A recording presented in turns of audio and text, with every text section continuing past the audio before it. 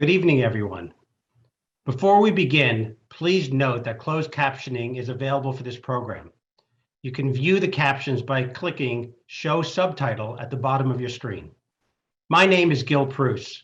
It is my privilege to serve as the CEO of the Jewish Federation of Greater Washington and to welcome you to tonight's program. You are participating along with over 1,200 members of our community from across the DMV. While I know you cannot see each other, please use the Q&A function to submit any questions throughout the evening. I know we are all looking forward to a great night of delicious food, which will be prepared for us by five-time James Beard award-winning chef Michael Solomonov, co-owner and head chef of Zahav Restaurant, as well as many others, and the author of numerous cookbooks, including Zahav and Israeli Soul. Chef Mike will be joined in conversation with Amy Zitelman, a DC native and the co-founder of Soom Foods, known for the delicious and smooth tahini, which comes in a variety of flavors. In fact, just this past weekend, I used Soom tahini to make hummus from Israeli Soul. I know I'm making you hungry, but before we get cooking, I want to share with you why an event like tonight is so important to Federation. During the pandemic, we learned very quickly that many of our neighbors and fellow community members were facing unprecedented hardships. For some, it was financial. For others, it was a previously simple act of putting food on the table. Federation acted swiftly, providing direct financial assistance grants of over $1,500 for families in need to get immediate relief. And while for most, our lives have gone back to what they were before the pandemic, for many, these hardships are still a reality. According to a Capital Area Food Bank survey from June of this year, 1 in 3 adults in the Washington area struggled to access food last year. And while the numbers within the Jewish community are not so severe, there are many within the Jewish community who struggle to simply feed their families. Thank you for joining us tonight. I hope you enjoy the delicious meal you'll be receiving and that you'll be inspired to take action and support Federation in our efforts to provide meals to everyone in our community who needs one. And now, time to turn the program over to Amy and Mike. Hi, Mike. Hi, everybody. Hey. Let's jump in. Yeah, thanks for the introduction and thanks for including us. And thank you all for product placement. I will let you know this is a Soom Tehina household only, but everything I have is in quart containers because I go through it. But thank you so much for having us all. Yeah, Mike, I'm really excited to, I haven't been able to see you cook in a little while now. So let's get started. I know we're getting started with chicken and time is of the essence. So Mike will kick us off with the recipe. Right. Well, thank you so much. So we're gonna roast some chicken right now, and it's very, very simple. I told you before I didn't want to spatchcock it in front of you all because I honestly messing around with raw chicken is kind of gross. But this has been a whole chicken, and I cut the backbone out of it and just sort of popped it open, right? Which is a method called spatchcocking, and it promotes even cooking. And you can barbecue it, you can grill it, you can pan fry it. We're just going to oven roast it very, very simply. I'm using salt. I'm using a ton of celery seeds. I really love celery and dill seed. I feel like are very, very underused. And I really like using them. And we're going to do a little bit of harissa here. Where do you find celery seeds? You can just buy them. They're like at the grocery store? They're pickling spice. But they're amazing. They're really, really, really good. Used sort of sparingly in Israel, but the further south you go to like North Africa, they're used actually a lot. And I'm just going to sort of slather this with harissa. Now, if you all don't like spicy, you don't need it. If you do like spicy and really want fiery, you could do this with skoog, which is really nice, right? Which is the sort of Yemeni version of that. But you want to just use a lot of it. I really like it. I like to go big with it. And the other thing is too, you notice I like to use a good amount of salt.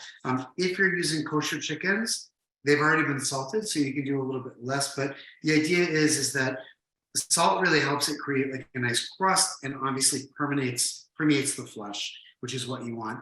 Underseasoned protein is like not good. Underseasoned meat or fish is not good. So you really want to go liberal with the salt. If you've done kosher, then you're already kind of like halfway there, which is great. All right, we're going to go a ton of celery seed. We're going to go a little bit more of this harissa right on top. And the reason we're rushing through this is because I actually want to cook this chicken start to finish in our oven.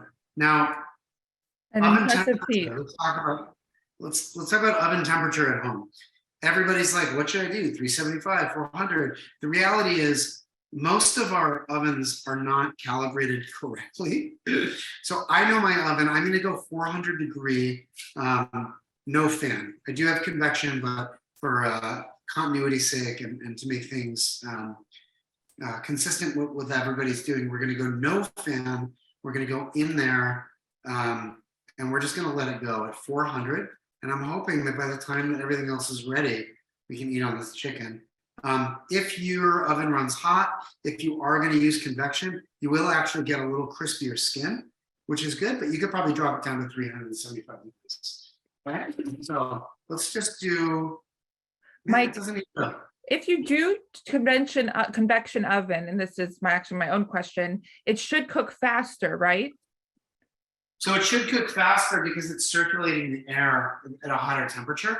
The reality is, because it's going to be hotter too. Like I would do 400 no fan, and I would do 375 fan. So the exterior doesn't burn before the interior cooks. Got it. Is what I would do. I'm going to just throw this in right now. I'll be right back. And since the bones are in, it's a little more flexible on the timing, because somebody was just, asking about just chicken breasts. So what is the difference when you're cooking the whole chicken versus just the breasts? Exactly. Now that's a great question. I know a lot of people are really into like white meat chicken. I think that's fine. You can get white meat chicken on the bone, skin on, and I would probably roast it for 25 minutes around that time. Chicken thighs, I would probably go closer to 30 minutes, but all really good. I mean, the household that I grew up in, we ate chicken like 4 days a week or whatever. I think that this works really, really well for basically anything. The idea though is that it's the right amount of salt and all the spices on top that really sort of wake it up. But this is a great, you can also cook this at a very, very slow temperature if you're not concerned about the exterior. Right. If you don't want to crust. I like crispy chicken skin. I like a little bit of that like harissa sort of burny situation on top. So we're going to go a little bit hotter. Speaking of burning, do you have recommendations or on some substitutes if you don't want spicy? Yeah, so what you can do is actually take sun-dried tomato paste. If you want it to be sort of red, you can use olive oil topping on. We can also use za'atar, which is obviously very, very sort of classic and ubiquitous with chicken. Amazing, okay? Really, really good. The reality is, I think that most people don't salt chicken properly. So properly seasoned chicken, it's covered with skin. It's covered with delicious, rich skin that self-bastes the meat and also gets really, really crispy. So it doesn't really need much. I mean, paprika, I'm sure that 1,500 of us on this Zoom have had chicken roasted with paprika and potatoes underneath it. There's no reason to try to mess with that, right? That's like the schmaltz. When the schmaltz turns into like red from paprika and cooks the potatoes, there's literally nothing better than that. So I would say go for it. And I also think that this recipe, particularly spatchcocked, so it's flat, cooks on the grill really, really nicely. If you're all going to try this at home, you just want to start skin side down on a hot charcoal grill. And you probably want to go 20 minutes per side. Perfect. Okay, so listen, Amy, while that's cooking, we're going to actually chop up some peppers and some onions. And we're going to sweat it down with garlic. And I've got a little bit of butternut squash already roasting in the oven to make our Chirshi or Chirshi, which is like a Libyan sort of pumpkin condiment salad. Salati in Israel are like sometimes dips, sometimes chopped vegetables. So this is what that is. It can be an accoutrement. to grilled meat. It can be eaten by itself with bread. It can accompany, honestly, one of my favorite restaurants in Israel is in Yaffo, and it's called Guetta, and it's this Libyan. Well, they actually, Jews tend to not like to call it Libyan. They call it Tripolitan cuisine, and it's like the most. You all have to go to Guetta restaurant in Israel. It's the lightest, fluffiest couscous. It's incredible, and you get, when you sit down, it's not the same salating that we're used to. It's like preserved lemon, harissa, and there's this Chirshi on there, which is just like incredible. Okay, so while the pumpkin is stewing or roasting, or the butternut squash is roasting, we're just going to slice it up. While you're slicing, Mike, I just want to do our duty to remind everybody of the amazing reason why we're together, which is to, of course, bring awareness to hunger in the DC area, and also to call everybody to the attention that it is Match Month. What an amazing opportunity, to make a donation and get it doubled. I know that's how I personally like to give at my stage of philanthropy. And so it's just a wonderful opportunity to be able to contribute to the great work that Federation is doing. I know seeing all this beautiful food being cooked reminds us, as this program is meant to do, of, the terrible situation of hunger and increasing hunger in our community, your community in DC, and Mike, our community here in Philly. Yes. I mean, I will say that, to go back to early pandemic, I think it was like March 16th when 30 restaurateurs sat in the back of Zahav wondering what to do. Nobody knew what to expect. We had heard reports that this virus was contagious and so on and so forth, but there was no mandates from a city or federal or state level. Right. And so we all decided separately or independently of any mandates to close the restaurants, because we felt like it was this obviously for the safety of public, for the sake of public health. But the biggest concern was that Philadelphia public schools were the source of basically food or nourishment for like tens of thousands of kids in Philadelphia. And by the school shutting down, we had an obligation to take all the food that we had in our walk-ins and distribute it to all of the neighborhoods that immediately would be affected. Wow. Which is, when you think about it, especially after all the chagim, after eating in the sukkah, after all the meals over Rosh Hashanah, and then obviously, as Americans going into Thanksgiving, we have this abundance, but it was such a precarious scenario in Philadelphia that we were literally concerned about schools not being able to provide nourishing meals to kids. So yeah, you're absolutely right. We'll all be donating and hopefully getting matched after this. Yes, and as Federation shared, food insecurity amongst children devastatingly has increased since before COVID. And so I think we're all on the same page here of the importance of nourishing our youth and the privilege that we all have for our access to food and great dining like at Zahav. Thanks. Thank Great. you. So walk us through the spices then on this. Okay, yeah. So listen, we've got peppers, onion, garlic cooking in olive oil. We're going to add a little paprika, a little bit of coriander. But the reality is you all can add whatever you want. These are spices that I love. They obviously work with North African cuisine. But if you like Aleppo, if you want to use Urfa peppers, if you want to use Tabbouleh peppers, by all means, go for it. The thing is, we're going to be pairing this with, 1 second. Mike, was that pan cold? So what I like to do with garlic is actually start in a cold pan with oil. I sliver the garlic and then I bring it up in oil so it blooms. A lot of people like to just throw things on hot pans. I feel like the older I get, the more I think that's kind of like useless. And you really get the most out of the garlic. So the onions here, I'm going to bring this back over. The onions and the peppers and the garlic are really coming up and developing together to create almost a garnish or a seasoning for this incredible butternut squash. Now, butternut squash, I feel like I get really excited about for the first 2 weeks of fall, but we live in Pennsylvania. So this is like, we have this for like 10 months out of the year. Forever. So it's like, cooking in Pennsylvania means you have to be very comfortable with cabbage and butternut squash all the time. right? So we get to use Yemenite spices. We obviously make Chirshi, which is Libyan. We do all these different things. We cube this and confit it in chicken fat and then cook it on the esh, which is like not at all traditional, but I think really delicious. So this is very simple. This is butternut squash that has been halved, salted, oiled, and just roasted till soft. Now, pumpkin, no problem. Everybody's going to be carving pumpkins probably in the next few weeks. Use your pumpkin and roast it. Take the seeds out and all those things. Roast it. It is delicious. So, so good. Acorn squash, kabocha, I don't know, basically anything, but Anything orange? anything orange, anything sort of yellow, and then Sweet also, potato. also like the humble butternut, Mm. which is always available. Okay, it's very, very good. I like to cook it kind of slow, uncovered, so all the liquid evaporates. The issue that I have with butternut squash is that the water content can be very, very high, and water is not what we want. We want concentration of flavor. Okay, so uncovered. If you're cooking acorn squash or kabocha, much less water content, so it's less of an issue, right? It's more dense, right? So we're I have an acorn squash at home, yay. What'd you say, Amy? I said I have an acorn squash at home now, so this will be on my See? recipe list could do it. this week.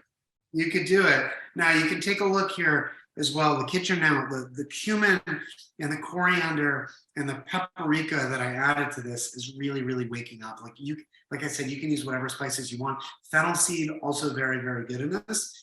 And it's aromatic and everything is sort of sweating down. We don't want to caramelize this. We just want it to kind of steam and cook out. All right, we're gonna jump over to, let's do our tabbouleh, okay? Can I ask a couple questions about butternut squash and pumpkins first? Sure. One is, do you know if the pumpkins that we physically carve and get for Halloween are the right ones to cook, or are there different types that people cook? Sorry, the butternut squash, sorry, I was like The getting pumpkin first, the pumpkin that we buy to carve for Halloween, we can cook that and eat it? Oh yeah, Oh, there you absolutely. go. Nancy? So good. So Great. good. And you can actually save this, if you want to be extra fancy, you can save the seeds, boil them and roast them and salt them and garnish. And then you're using all the products. Yeah, those pumpkins are amazing. They're delicious.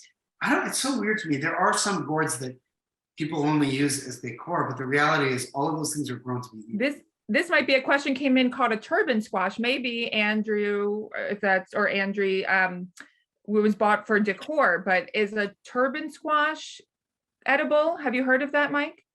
I have not heard of a turban squash, but I will say Probably. that it is probably edible. And I would definitely try it. And it sounds cool. Sounds really Sounds cool. cool. Especially if it's bright red orange. That sounds amazing. Yeah, I love all those sort of like cheddary looking squashes. They're like very, very cool.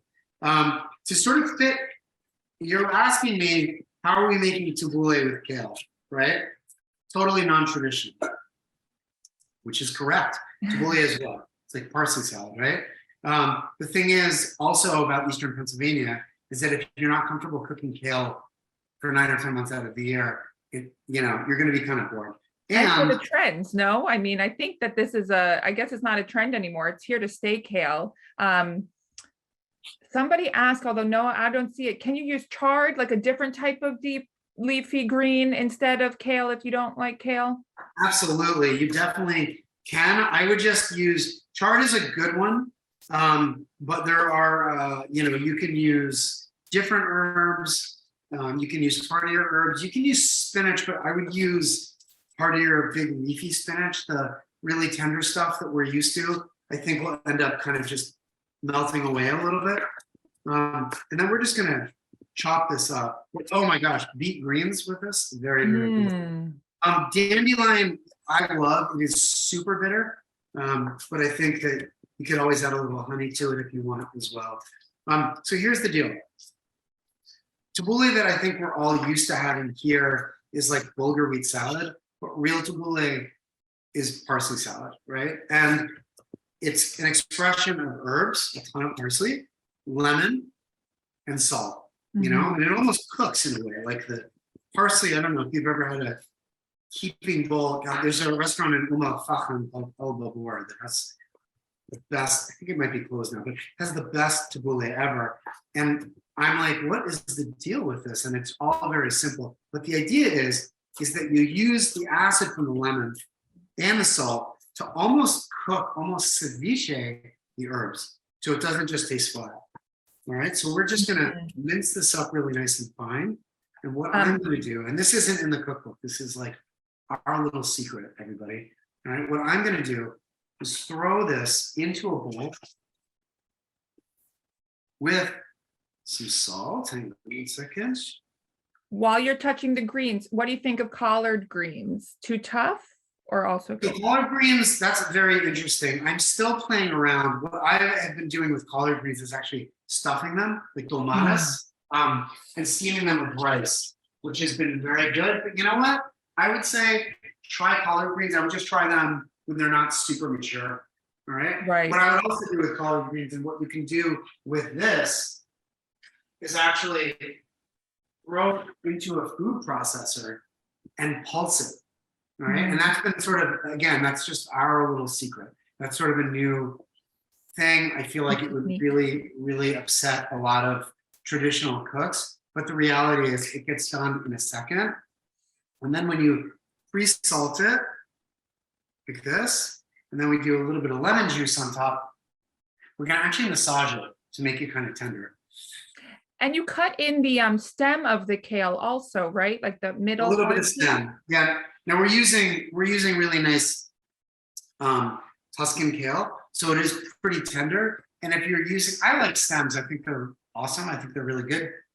They will get a little bit tough and a little chewy, so you want to make sure that you mince them really fine. Like I said, you could put it in a food processor and just pulse it. Not so it's a puree, but so it's minced. It'll take a second. Or I like that tool from Israel, you know, like you pull the string and it like has two little blades and you're just like trying to really chop it up. I love that tool from the Exactly. So we're just gonna give this a nice little rub. Mike, we're also watching some beautiful steam from your pan behind you. We have a few questions that came in about that. One is that an induction not oven, stove? It's not. It's not? We moved into this house a year ago, and it came with this electric stove, which I feel like, excuse me, growing up in the 80s and 90s, that was like the rate. And everybody, all of my contemporaries are like, what do you mean? You don't have gas? But I love it. I think it's great. I think it's totally good.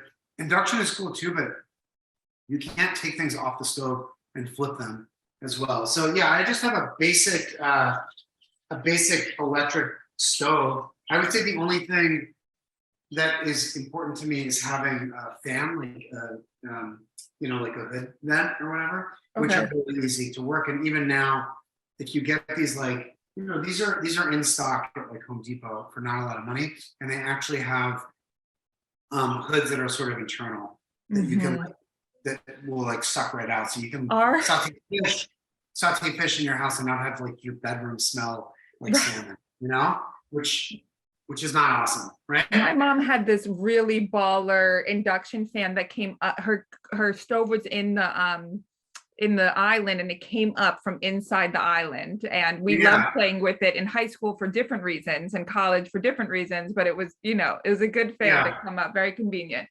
Yeah, good. That's very diplomatic of you. We just put towels on the door. We toweled the door. That was our blockage. So those things are really cool, but from what I hear, they malfunction quite often. Oh, so much. Absolutely ridiculous. Don't recommend it. So you can, but like I said, you can, honestly, Home Depot has these systems in stock, and they are amazing. So I'm new. Hold on. Yeah.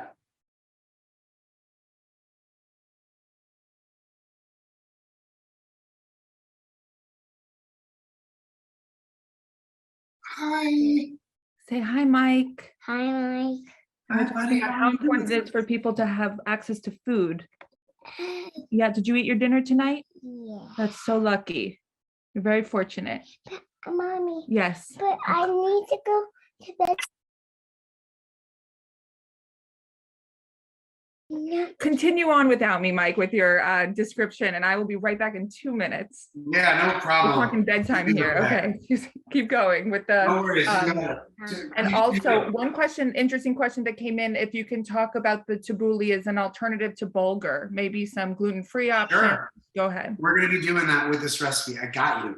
All right. So before we get to the tabbouleh, which the kale right now has been massaging and resting, we took our onion and our pepper and our garlic sort of sofrito that's been cooking with olive oil with the spices. It smells amazing and super aromatic. And we're just going to let this cool just slightly. I just don't want it to be hot before we add our butternut squash to it. All right.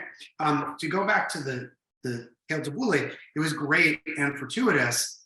The question about bulgur wheat, we actually came up with this recipe when we first opened Zahav because this is gluten-free. We use the walnuts as the bulgur wheat, which is sick, right? Which is awesome.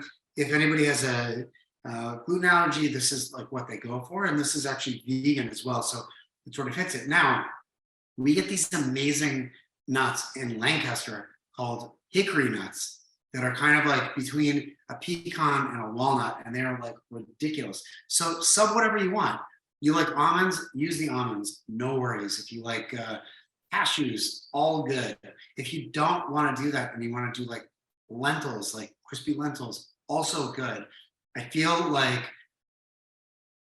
because we don't have bulgur wheat and we may not have bulgur wheat, we may have an allergy, we don't have tomato, we don't have parsley or cucumber all year round. This is really about you finding greens that you love and figuring out different ways to make them fun to eat, okay? So I implore you to do it. And alternatively, if you like eating wheat or cracked wheat, get frike, which is roasted wheat berries that are awesome. Or you can use, what do you call it? Why am I forgetting the name?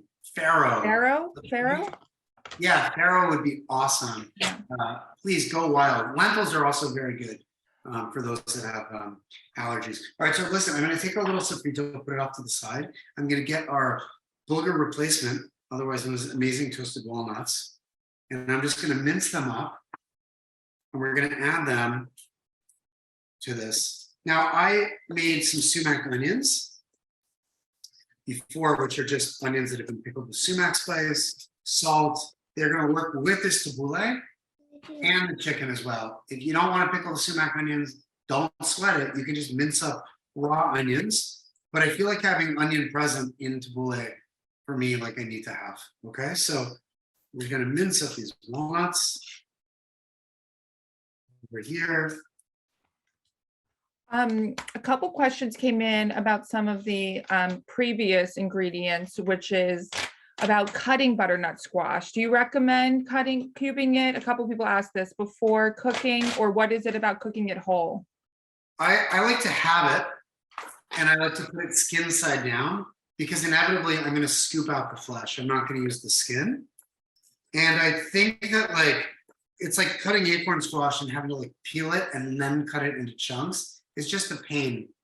It's just a pain. There's no need for it because it'll loosen, and actually roasting it with the skin, I think, imparts a lot of flavor. Well, one of the things that you just mentioned really reminded me about the early COVID days and still hunger in general, which is people's access to limited food, right? And how can they maybe feel inspired to cook something new with a limited amount of ingredients that they have? So your encouragement, right, to just try with whatever you have on hand is so important, and reminds me of some recipes that Soom worked to put out at early COVID, which was people were getting a lot of potatoes, a lot of carrots, a lot of onions. And so what were some new things that they could do with that? We shared a vegan mac and cheese recipe that uses potatoes and carrots. And so I'm really inspired by your encouragement to use whatever ingredients, obviously, that's either in season or available.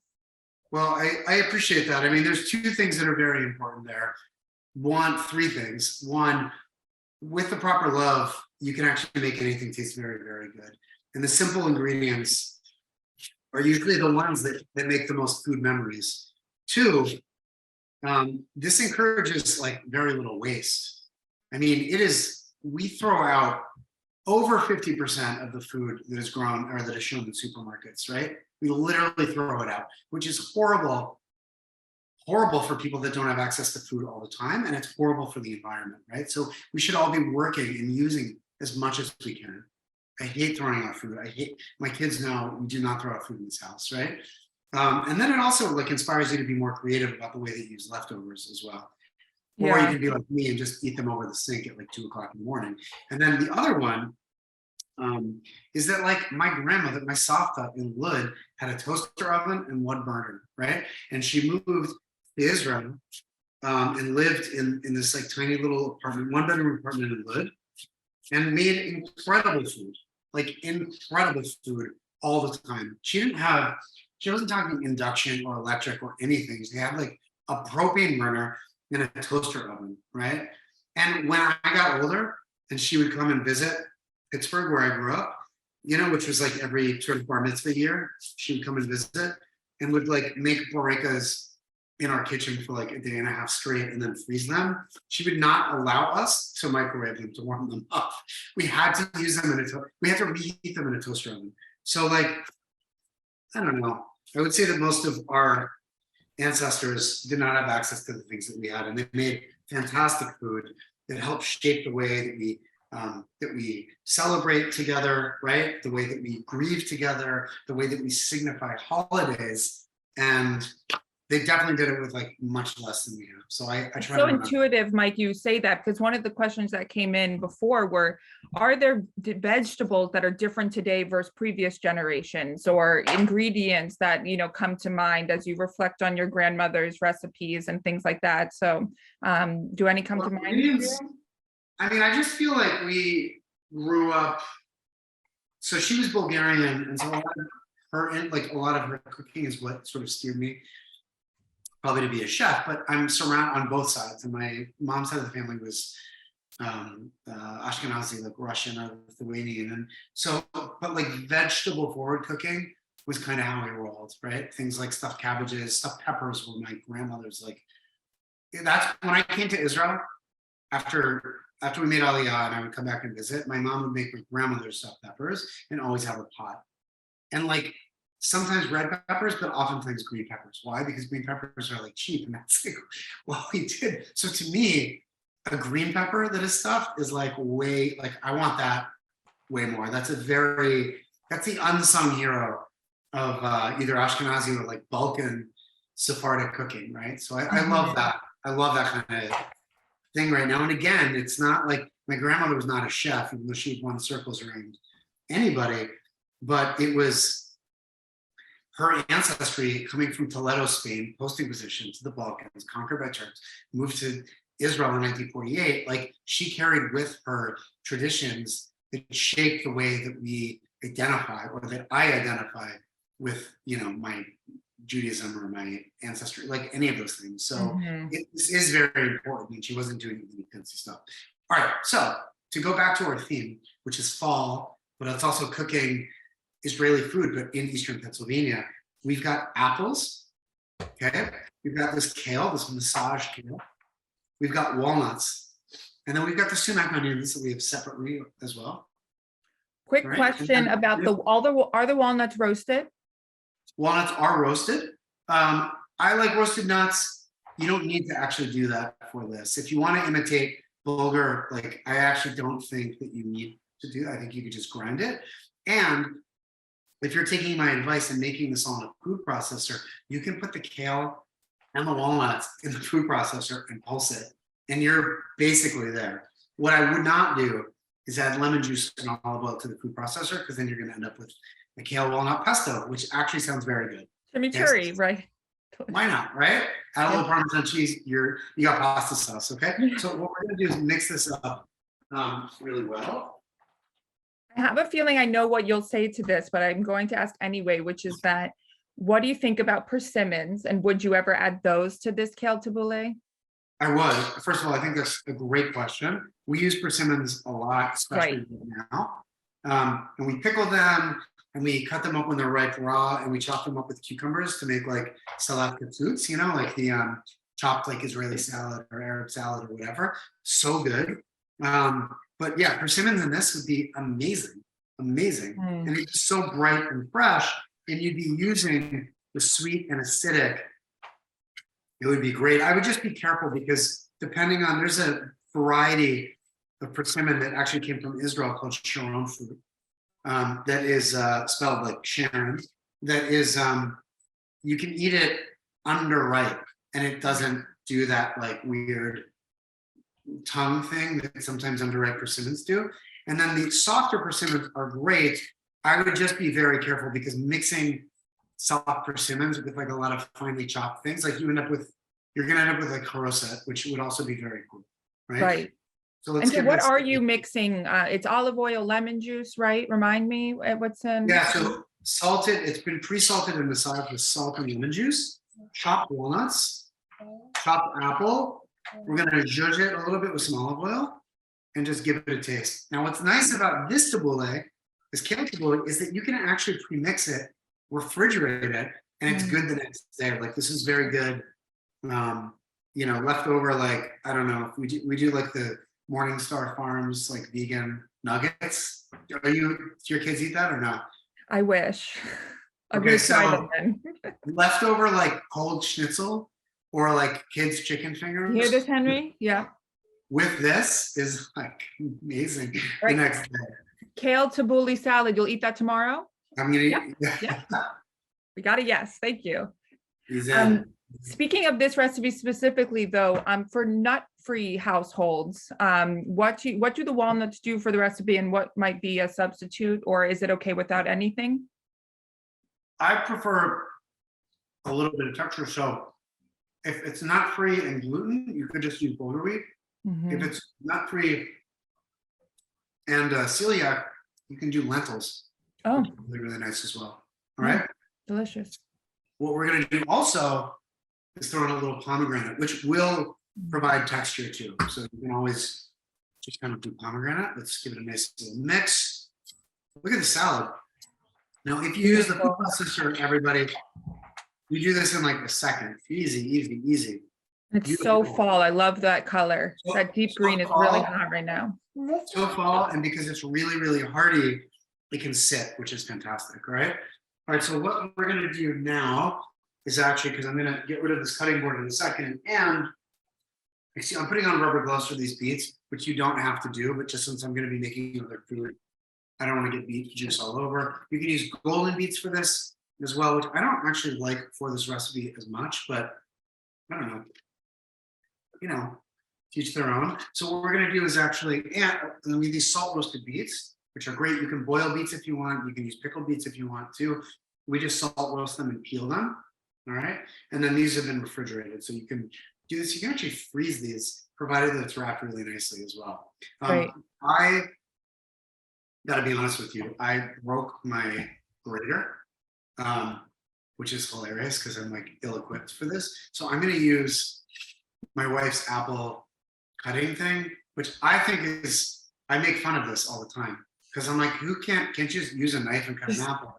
But here I am right now. We're gonna try this, and it's beautiful. It looks like what are those like blooming onion? Yeah. It's like a meat right there, right? Amazing. You could also I mean, do like a hard-boiled egg slicer or something. I feel like we have Exactly. a lot of tools at our disposal. A lot of tools. You can mince it in a food processor as well, or you can just hand chop it. I will say, like, what if we didn't mince this, and we just drizzled it like on top? That would actually be very cool too. It'd be right? beautiful. So, beautiful. What I'm going to do though is actually just pass through this a couple of times, so it's a little funky. A couple questions. Do you Yes. ever use quinoa instead of bulgur for tabbouleh? Love quinoa and bulgur. Love it. Mm, delicious. And can you walk us through seeding a pomegranate while you're doing other things? It's like this type situation, but Yeah, totally. So seeding a pomegranate, what I do is I'll actually cut it in half and just hold it over a bowl. You know what? I got a pull pomegranate. We're gonna do it right now. Okay. Let me just Good get these question. in the bowl. I lost the name of the person that asked about the pomegranates, but good call. I was taught in Israel to peel it in a bowl of cold water. So you can do that. That works because then the pith floats and then the seeds kind of Yeah. sink. Yeah, I don't love like adding water to stuff when I don't need to, makes just 'cause sense. I feel like it's I'm just gonna take these beets and put these off to the side. All right. Yeah, I feel like if you don't have to add water to things, you shouldn't, So pomegranate, we're gonna cut it in half. Right, we're gonna take right where the pith line is. Let's see here. All right. Mhm. We're gonna just make really tiny little incisions. Okay. Use a paring knife. It doesn't have to be perfect either. While you're doing that, I just want to remind everybody that the recipes can be downloaded at shalomdc.org/fall-flavors-recipes. So the name of this, I'm sure you'll get an email with a link to that as well. And while you're doing that, a lot of people have asked to rename that restaurant in Israel that you said like 20 minutes ago. So I'm sorry I didn't squeeze in that. No problem. The name is Guetta. Guetta. Very, very good. Okay. David Guetta was a very popular DJ when I lived in Israel 10 years ago. So kind of a different vibe now, but still. All right. So listen, I got this turned over upside down, and we're just gonna whack it, and the seeds just fall out. It's a bit time consuming, but it's very sort of clean, and you're not messing around with water either. Okay. So that's my method. Let me just get all this over here. thank you for doing that. Of course. I'm just gonna move this. Excuse me 1 second. What a smart trick. You put a cutting board on top of another cutting board. So when you move one, there's another one ready to go. Yes, definitely. It's all about being prepared, I think, is the name of the game, right? So we're gonna go over to our Chirshi. We've got the sofrito here that has been cooled. We've got our butternut squash, which is looking really good. Beautiful. As we give this a nice scoop. Amy, are you into spicy? Am I into spicy? Yes. I actually am again. For one pregnancy, I lost it and now it's back. So hit me with the spice info. Good. Well, what I'm going to do is I'm going to probably add just some harissa to this because I like spicy. Well, somebody did ask, what harissa do you use? So we actually have an amazing recipe for it that you can make very, very simply. You can also use the brand New York Chouk. Has really good harissa. They've got a couple different kinds, but you can actually make it. We've got that in the Israeli soul or Zahav? I think we have an Israeli soul and Zahav, two separate ones. And I would definitely implore you to do it because it's simple and you can do it and like just let it kind of hang out in the fridge, which is great. All right, so we're gonna go squash here, and then we're just gonna mix this up. So actually, we're coming up to a very exciting time, 8:15. You should be all getting a text message that will have you donate, which we really appreciate and encourage you to Now do. is the time, everybody. Now is the time.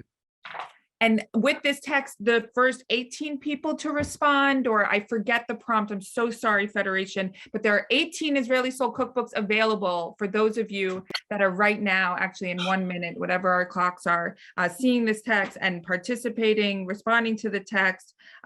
We so appreciate it. And 18 Israeli soul cookbooks. And this brings us to another question, which I just want to see what Mike's doing before I ask it, because the Israeli soul cookbook is phenomenal and one of my go-tos. So talk us through the end of this then, Mike.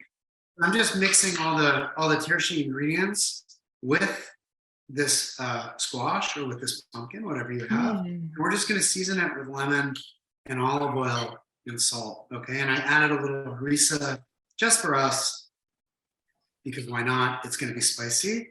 And then we are going to sauce up our beets and then cut our chicken. What do you got going on over there? You're about to bring something else up, right? Yes. So Israeli soul, somebody asked about the milkshakes, which I just, lit me up, obviously. If there is a way to make the tahini shake more fallish. So maybe some pumpkin or nutmeg or cinnamon flavors. Absolutely. That's a great question. It's a great The idea. easiest thing to do would be to add some baharat to it, right? Which is a spice blend. I mean, baharat actually just means curry, means spice blend, but the baharat that we all are probably used to has like cinnamon and nutmeg or whatever. So you could take baharat, which you could buy from Lior at Le Bois, or you can find it essentially anywhere. We also have a recipe for baharat in the Zaha cookbook, and you can add it, or you can take pumpkin pie spice and throw it in the blender when you're buzzing it up. But what you could also do is take canned pumpkin or roasted pumpkin or whatever and throw it in there as well, which would be awesome. And Halloween themed. You could do a little chocolate drizzle and orange, orange shake, which actually sounds fun. Okay, so this Delicious. One of the reasons why I love Barbie Goldstein's question was because the end of it said, without overpowering the tahina, which Barbie, we all know the best part of that shake is the tahina flavor. So I hear you, lady. Exactly. Barbie, you're talking to the right person here. Yeah, softball for me. Yeah. We've got a little bit of pickled pumpkin or pickled squash, which you all have a recipe for. Very, very simple. If you aren't going to do this pickle, just blast a little extra lemon juice on there. All right. So we've got our Chirshi ready to go. We've got our massaged, beautiful tabbouleh ready to go. We're going to go to our beets right now. That we're going to enrich with Tehina. Soom variety, of course, Soom brand, the best ever in the universe. Miss Phyllis Strauss asked for the beet recipe. Does brand of Tehina make a difference? Thank you. Brand of Tehina, of course, makes a difference. Yeah, it does. You want 100% pure sesame, and since day one, we've used. Actually, Soom wasn't in. When did you guys start? Not since day one. I sold to you. I delivered with buckets with my hands into your lovely kitchen in May of 2013. So almost 10 years ago. Exactly.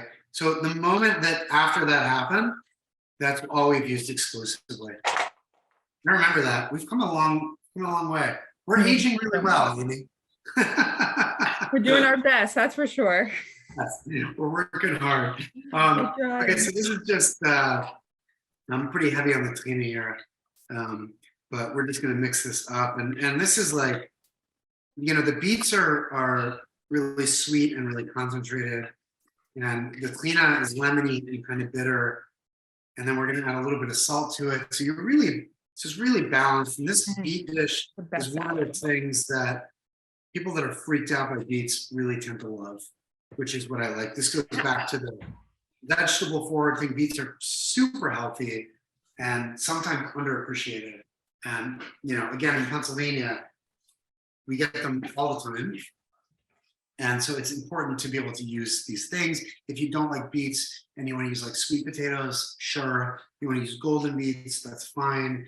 If you want to use something totally different like radishes, if you want to dress tomatoes, this tahina sauce it does it all. It's the mother sauce, right? It's the mother sauce, as you say.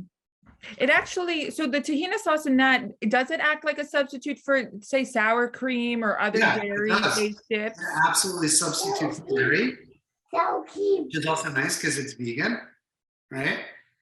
And then that also means that we can eat it with meat, right? Which is nice. I'm just going to chop some mint and dill. Fresh herb. Let me see a couple other questions that might have come in. So just to recap, what was added to the beets was a mother sauce, tahina, water, lemon juice, garlic, salt. Is that yours? Yeah, a little bit. We like cumin as well. Cumin, yes. And that was what was added to the beets. And no, Mike did not grate the beets. He cooked them instead, cut them and cubed them kind of instead. So lots of variations of how you want the beets prepared to make this delicious. I want you all to know at home that there's no perfect way to do any of this. My grater broke. We used my wife's apple chopper thing, which was fantastic. If you don't have that, you can use a rasp duster and that'll come out more like frame. You can put it in a Roku and pulse it, or you can just hand chop it, or you can keep it in big chunks as well. Whatever you want, whatever you like. This came out nicely with not the proper ingredients or not the proper equipment. All right. I'm gonna just check. So we've got our Chirshi, everybody. We've got our Beets, everybody with Tehina. We've got our Kale and Walnut Tabbouleh. So far, this is actually a vegan. This is like all vegan, right? Which is very, very cool. We've also got our Sumac pickled onions, which typically I'll stick on the kale, but since the chicken is going to be garnished with it, I'm going to keep it for that. Let me just wipe these herbs off the board. Can you walk us through the pickling? Is it vinegar, white vinegar, red vinegar, red wine? We use Sure. red vinegar, but white would be fine. We also put sumac in there. That's fine. You can use lemon juice too, whatever you like. I have a tendency, like my mom, for most of her dressings, would use distilled white vinegar, not fancy. You know, she'd use like kind of crappy mustard, and that was like the way that we made our dressings. I still love pickling things in distilled white vinegar because it's like cheap and it's also like cleaning product. The white vinegar is good for making dressings, for pickling onions, but also for cleaning mold off of the gaskets in your washing machine, you know? So Oh, I just had mold on my gaskets. How did you know that? That's see? really good to You're know. not- Also, Yeah. for those of you with kids, for volcanoes, baking soda, we do that in our house a lot. Food coloring. All right, I'm gonna check on this chicken. Give me 1 sec. For all you very gracious people, I don't know if you're just giving us a softball here or really asking, but the tahina is called Soom, S as in Sam, O-O-M. Soom is sesame in Hebrew. So thanks for double checking, all of you great friends. Soomfoods.com. Best ever. Oh, look at this. Look at how yummy. Oh, so good. We have that So really good. nice juice that came off of it, which Mm. we're gonna actually drizzle in a little bit of prepared tahina as well, which will be in a rich sauce for the chicken. So good. Now, typically what I would do, everybody, is let this rest for at least 20 minutes, but we don't have time for that. So I'll give it a quick little whack right now.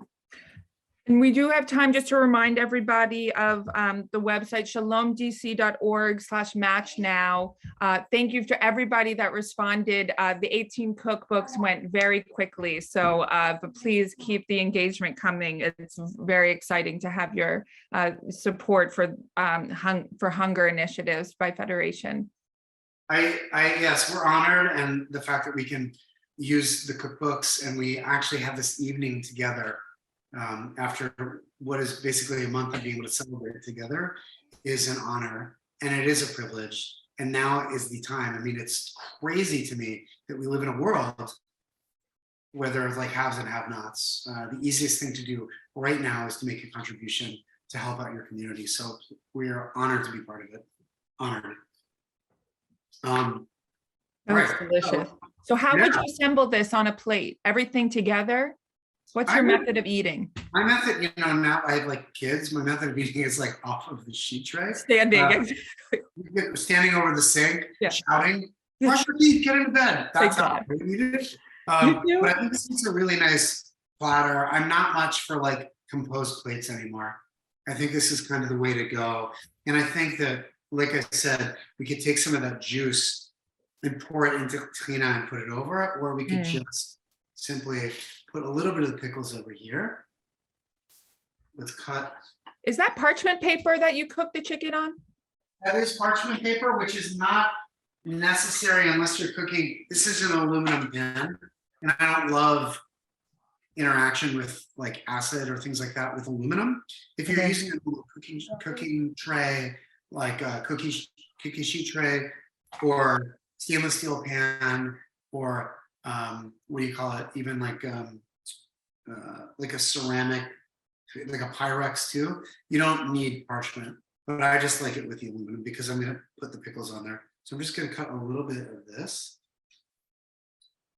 Do you ever Oh, cut the chicken before you cook it? I see now you're gonna be cutting it, so quarters or, you guys, that is juicy. it is perfect. And we're just gonna drizzle it in a little bit of that cooking liquid. Mm. Oh, oh, I know that I can say whatever I want right now. Telling you, honestly, this is perfect. So easy, It's so easy. very spicy, really, really good. And we've got these beautiful pickles with it, sumac onions, that is. I'm the kind of person I compose a bite of everything into one bite. So like I would put some beets on the thing, everything, and then finish it with the chicken all together. That looks so good. It looks like a North African Thanksgiving meal. Like it's just so fall. It's so Think about autumn. this It's for so great. Thanksgiving. Quite honestly, and you can do this with turkey if you want, but this is right. This is North African. This is Israeli. We've used all the different influences to make it, but we're eating it here on the East Coast right before Thanksgiving. So cook this at home. Send us pictures. You're gonna love it. You're gonna nail it. And if you're gonna riff, go for it. I mean, nobody's judging. I think you're gonna have a really good time. But what you can do, I think there's still a book left over. What you can do right now is contribute. You can make donations that will be matched, that will help out people in your community, in your city. Okay, so that's the most important thing. Yep, shalomdc.org/match now. Again, an amazing opportunity to make an even greater difference with the matching program going on.